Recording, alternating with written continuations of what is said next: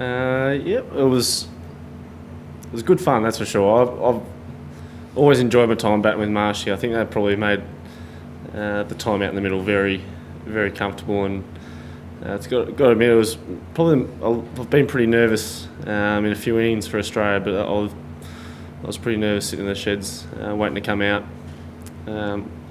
especially since it was my first hit back from being dropped. So it was nice to go out there and see his smiling face and see him hit the ball well, and just to get through those first 7 or 8 balls and then be able to express myself and really just go for my shots, which I always feel a lot calmer doing. And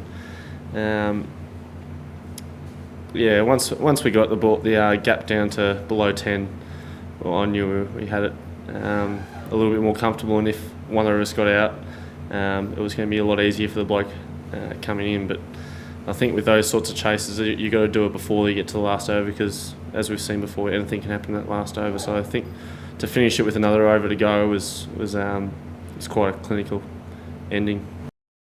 2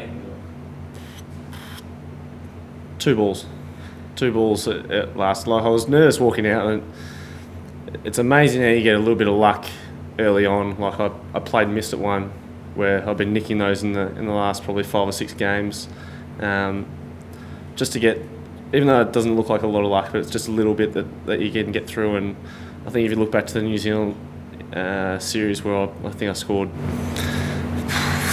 4 runs for the whole tournament, everything that I did wrong was out. So it's nice to make a mistake and get away with it early, which is sometimes what you need as a batter. And in those sorts of situations, you can capitalise on them, and I felt like I did that tonight. Trevor Hines told me I was dropped. It was at training. I tried to avoid him for most of the session. As much as you feel like you're hitting the ball well or training well, your results are always in the back of your mind. And I feel like I've been hitting I've said it over the last few weeks. I feel like I've been hitting the ball as well as ever, and moving really well. And I think the way of my net sessions have gone, people will see that that's true as well. Like, I feel like I've been hitting the ball well, and so yeah, for a couple of not great results in the first 2 games, it hurt being dropped at that stage. But anyone who's dropped knows exactly what they have to do. They just have to work harder and train harder. And I felt like I trained really well over the last week or so, and did everything I could to get myself back in that team list, because it's